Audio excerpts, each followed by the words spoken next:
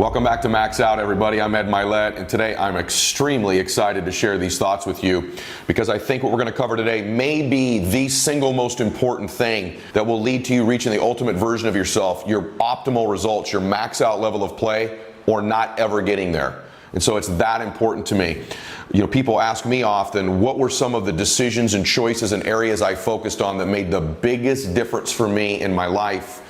And today's topic is the thing that I would probably give you the gift of first, and that is the power of your identity. See, I believe the most powerful force in the world is to be consistent with the thoughts, ideas, concepts, and beliefs you hold to be true about yourself. And that is what identity is. Identity is the governor on every single area of your life. It literally sets the temperature for all of the conditions of your life. Shakespeare has this incredible quote that says, "We know what we are, but not what we may be." And the who you may be is going to be dictated by your ability to alter your identity, because you are going to always be consistent with what you believe you're worth and what you believe you deserve, or what is your identity. Your identity, the best analogy I could give you, is like a thermostat sitting on the wall of your life. It sets the entire temperature for the conditions of your life in multiple areas. And so most people think their life is dictated by external circumstances. They spend their entire life trying to control what is outside of them. You've all heard the great saying that people in 12-step programs talk about learning to control the things they can and letting go of the things that they can't control. And the fact of the matter is, you cannot always control the external factors that are impacting you in your life. The good news is, it's the external things in your life that do not dictate the direction or the ultimate destination of your life. That is a fallacy. Listen to me when I tell you this. External circumstances do not dictate the ultimate destination of your life. It's an internal game. You and your faith, your God, are what will control the direction of your life, not the external things that are impacting you all the time. And this identity is that internal thermostat. It sets the temperature, just like a thermostat sitting on the wall, of the conditions of your entire life. Let me give you an example of how the thermostat of our lives works. The best analogy I could give you is exactly how one works in the room I'm sitting in. It sets the temperature of the room. And so the external conditions don't impact the internal temperature of this room, because that thermostat regulates the condition of the room. So if we open the door and the windows in this room and cold air blew in here, the thermostat would kick on, wouldn't it, and heat the room back up to 75 degrees. So no matter what hit it, it regulates the temperature of the room. The reverse is also true. If a bunch of hot air blew in the room, if we open the doors and the windows, the thermostat would cool the room back down and regulate it to 75 degrees. Guess what? That's exactly how your life works. Once you accept this truth, it is a fact that it's not the external things that are happening, it's the internal thermostat. Too often in life, people don't work on changing their identity. They're always working on producing external results. Have you ever known somebody who was wealthy and no longer is? Have you ever known somebody who made a bunch of money and no longer does? How about somebody who was in a great relationship and that relationship no longer exists? How about someone who got in great shape that is no longer in that shape again? If your results begin to exceed your internal thermostat, you will find a way to cool your life back down to what you believe you're worth and you're comfortable at your identity. You'll think it's coincidental. Oh, this accident happened, or this appointment canceled, or this circumstance took place. It's not coincidence. All of those things have happened because you set the thermostat of your life and you've regulated what you're going to get. Isn't that incredible? That you can learn all the talents, the behaviors, the skills, the tactics, all the strategies that I teach you. But if you don't alter that thermostat internally, you could have all of the skills of a 100-degree producer and you will live a 75-degree existence, because you will turn the air conditioner of your life on back down to cool it where you're comfortable. It's also true, by the way, you've seen this in your own life. Maybe you've had something really good going in business before. You've got momentum. It seems like things are happening great. And then you wake up 4, 5, 6 months later and you've cooled your life, your business, right back down to where it was before. Maybe you'd saved some money at one time and then coincidentally your car broke down, or a bill happened, or there was a run of birthday parties, and all of a sudden that bank account's back to where it always was. It's not coincidental. You've cooled the conditions back down again. And so you've seen this happen. Maybe you got in great shape at one point, but your identity wasn't that fit a person, and you've cooled it back down to about what you're comfortable being. This is true in your faith and your relationships. By the way, you have multiple thermostat settings. You have one in your faith, you have one in your fitness, one in your money, one in your happiness, right? One in your business life. So there's multiple identities we have. The reverse is also true. There's been times in your life where the circumstances, the conditions were terrible. You thought you'd never get out of it. You're never going to eat again. Well, guess what? You ate again, didn't you?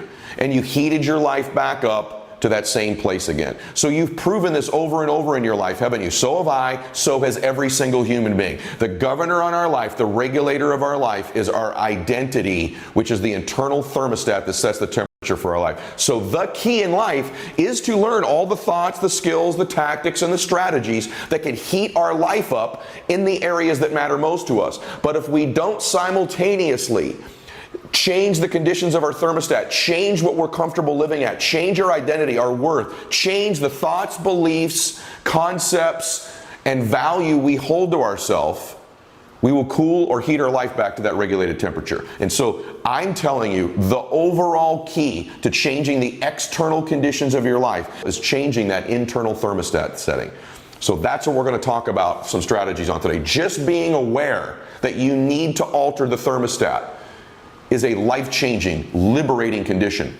I cover this in very specific detail in hashtag Max Out Your Life, my book. It's a quick read, 100 pages. I wrote it so that every page has strategies on it, no fluff. If you want the book, go to maxoutbook.com. If you put in the code MAXOUT, I'll buy the book for you. So I cover this in detail there, but I want to cover it in detail right now with you as well. What you need to be doing is becoming aware of how important it is that you adjust this thermostat setting as you produce better results, as you start to learn new skills and strategies and tactics. See, you can move from an average business into an extraordinary business with incredible opportunity, but you will produce the same results you're getting in the average business if you don't change that thermostat setting up to 95 or 100 or 120 degrees of what you believe you're worth, the thoughts, concepts, and beliefs you hold true to be about yourself. So it is the regulator on our lives, and it's the main thing I work on with my private coaching, with some of the elite performers I work with in business and athletics, in entertainment and politics, is me working with them on changing that internal thermostat where we can heat it higher and higher and higher so that they can produce the results and the conditions of their life, stay and exceed those levels all the time. In fact, in my own life, I'm always working on my self-confidence. I'm working on my tactics and strategies, my ability to influence, right? My thoughts, all of those different things. But the thing I'm most obsessed about, that I know is going to get me to the ultimate version of me, is constantly elevating the temperature in the areas that matter to me, adjusting that thermostat setting higher and higher and higher and higher so that I can get those conditions to match it, because it always will. You will always get your thermostat setting, always in your life. So, can I give you any insights as to how to change that thermostat setting? I can. Let me give you a couple. The most powerful way and the easiest way to change your thermostat setting is by adding people to your circle, very close proximity, that live at a higher temperature in that area than you do. For example, in your faith, let's just say, you're a 75 degreer in your faith. You've already seen this. You can't possibly begin to regularly associate with good, godly people who pray regularly, who try to live righteously, and they're at 110, 120 degrees of faith in their life, and not have that proximity heat you up. Now, you won't get to where they are. You'll get to somewhere between where you are at 75 degrees and they are at 110. Over time, you become 100 degreer, and you alter the thermostat setting through association. Same in business. If you and I were to hang around each other every single day, and let's say you were a 75 degreer in business, hypothetically, and I don't know that about you, but let's just say you were, and I was 150 degreer, and we hung around each other all the time. Don't you think through that association, especially if you had 2 or 3 or 4 people like me in your life, that just over time, you don't even feel it. You're at 80, you're at 85, you're at 90, you're at 95. And that's where you are. We understand the power of this with our children, because we know at school the teachers have influence over them, they're mentors, but the people that really have influence over our children are their friends, because they're around them all the time. And so we know it sets their temperature. This is true in fitness. If you're a 75 degree of fitness, and every meal, every day at the gym, all your associations, hypothetically speaking, were with someone who was shredded and fit the way you wanted to look at 150 degrees, you know over time you get heated up. And so you can't be with someone every day, you can't be with them all the time, but the key key is to get more proximity in the areas that matter with people whose thermostat setting is higher than yours.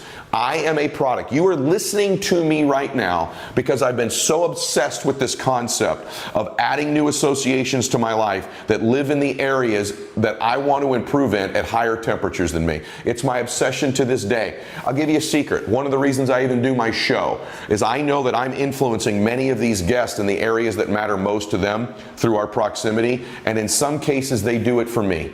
And so I'm obsessed with the power of association, but I don't just associate. See, all personal says, yeah, you're the 5 people you hang around. Kinda. You really are the 5 to 10 people you hang around if you're conscious all the time of studying them, of observing them, of asking questions, of the fact that you should be altering your thermostat setting. That's when it really moves. It's not just hanging around. It's consciously and intentionally spending time with people where you allow it to impact you, where you study them, where you really observe them, where you're open to their influence. There has to be a level of trust before you can do that, where you surrender yourself to them. But it's not just being around them. It's intentionally being around people that alters that thermostat setting. So power of association is the main way to do it. Second way to alter your identity is in a short window of time, behave completely differently. In a 30-day window of time in your fitness life, you shock your system into eating or training completely differently than you used to.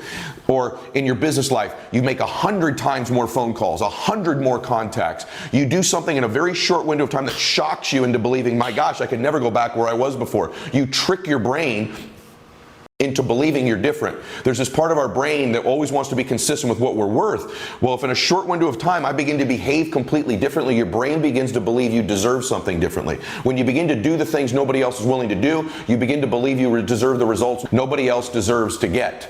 This is important also because it changes the water line. It's almost like a water line in the pool. If you raise it, it leaves a new mark. Have you ever seen that before in a lake or a pool? Where you raise the water line in a short window of time and it just changes the mark in your life. It changes the thermostat setting. So you can alter things in your life in short bursts, and I do this often, in an area where I really need to change. Like right now, I just started back on a really seriously, deeply committed fitness journey. I want to get back and past where I've ever been in fitness in my life. So I'm going to add some of these new associations. I'm going to train with a new group of people because I've been training alone. I'm going back to training with some people that are fitter than me, men and women that are fitter than me. That's my first combination. That'll alter my thermostat setting, our proximity. And secondly, I'm going psycho the next 30 days. I'm going psycho. I'm altering my nutrition and my diet dramatically, my workouts dramatically, and I'm going to shock my system in the next 30 days into changing the water line, changing that temperature setting. That's the second way you alter identity, alter the thermostat setting so that you alter the external results. I've said this to you before as well. See, beliefs are so important to guard. Because once you have a belief, your brain goes to work, and I've said this in another video where your brain has to go to work to prove your beliefs to be true. Your brain literally goes to work on finding the evidence to prove you right. And so that identity, you're constantly reinforcing it. Let me give you an example of what I mean. If you believe a certain worth about yourself, a certain identity, that impacts the type of action you're willing to take. So if there's a goal you've got set, it doesn't matter what it is, pick a goal. To the extent that you believe it's consistent with your identity is to the extent that you will make an effort towards it. It's a self-fulfilling prophecy, however, because what happens is if your identity is here and the goal is there, you will only make an effort congruent with what you believe you're worth. And so that limited effort you make produces the result not consistent, and it reinforces the belief. It's like a self-fulfilling prophecy. So you set a goal that is inconsistent with an identity you're working on. You will only make an effort consistent with the identity, which will get you to here, doesn't produce the result, and it reinforces this belief you have about yourself. So it's important as you set new goals, as you set new visions, that you also upgrade your identity simultaneously. You're in process of upgrading it because that identity impacts the effort you make, right? Impacts the will you put towards it, and that will is reinforced by the lack of result, and so it becomes this self-fulfilling prophecy. So your mind has this belief it wants to prove to be true, and it starts to find references. So if you believe you're 75 degrees, it's going to start finding legs to put under that table to make it immobile so it can't move to prove you right. And so our identity equals our effort, and the challenge is that effort produces the result. And so this identity has everything to do with the effort you make, which produces the result, which will reinforce the identity or the lack thereof.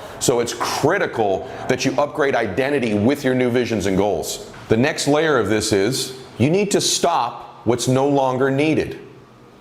In other words, there were behaviors and thoughts you've had in the past that were needed to produce the results you currently have. But you need to stop what's no longer needed. Maybe you're continuing a behavior in your life that's no longer needed. Maybe you're continuing a thought or a worry that at one time was needed but no longer is.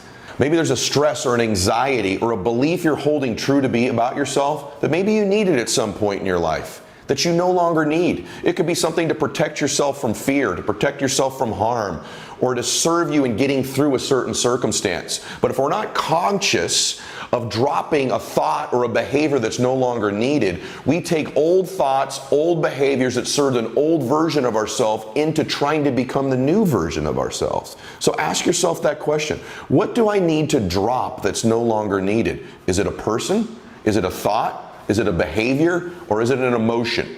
One of those things you probably are carrying with you from the past that maybe you needed to get through a circumstance. Maybe you needed to get through a relationship, through a setback, through a failure, or just to produce the results you currently get.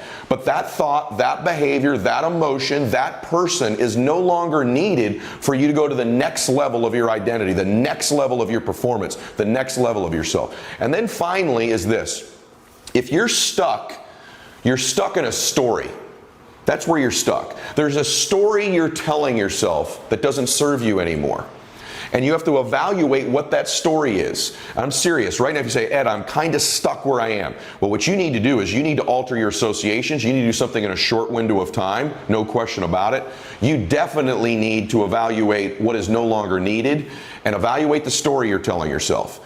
There's all kinds of stories we tell ourselves that don't serve us anymore. This is critical. Maybe it's a story about your past, a story about your parents, a story about a previous relationship, a story about a success you used to have. You keep talking about that doesn't serve you to get to the next level.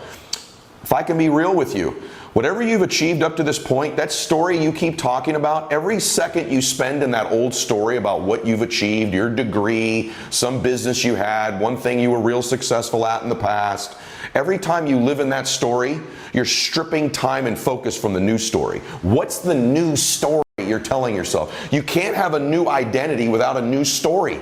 What's the old story you keep repeating? Maybe it's not a success. Maybe it's a failure that you've had. It was a business setback. It was the market turned. It was the economy. It was someone who did you wrong. A relationship that let you down. A business partner who wasn't consistent. A failure you've had. A poor decision you made. A mistake you made in your life. And you're repeating this story to yourself, simultaneously trying to create a new identity. You can't take that old story into the new identity. One of the things we have to do to create a new identity is to begin to tell a new story. What's your new story? Who are you now? What are you all about now? Where are you going now? What's this new version of you? See, here's what's amazing. At any point in your life, you can just decide to write a new script. You could decide to become a whole new character. See, the leading character in the story of your life is you. And guess what? You and God control the script. You could write a new script at any time you want. Listen to me. At any time you want, you can simply decide to be a new character. I'm strong now. I'm beautiful now. I'm handsome now. I'm bold now. I'm funny now. I'm smart now. I'm going there now. Stop telling the old story. Here's the truth. Nobody cares. No one cares if you had a failure. No one cares if you've had a setback. No one cares if you had a victory. And none of those failures, none of those setbacks, none of those victories, and that old character you keep playing is the very thing that will prevent you from becoming this new version of you. It's a story if you're stuck. It's an old story you're telling with an old character that was last year's version, last decade's version. Who's the new character? What's the new script? What's the new story? I must tell you, I have a lot of weaknesses, a lot of things I do that don't serve me. But this identity thing, I get this. It's the key. Now, there's a lot of little mini things in life that matter. There's never one thing. If you said, what's the key? I can tell you, it's my addiction and my obsession to working on my identity. It's the thought of mine that dominates most of my thinking. That's number one. So I'm conscious of the concept. That's huge. Just being aware of the concept will put you light years ahead of 99.9% of the people. Just awareness of the power of identity. Just now you knowing about the thermostat puts you in the 0.1% of all the people on the spinning earth right now. And then the next thing I'm really focused on is always adding people to my life in the areas that matter to me that live at higher temperatures than me.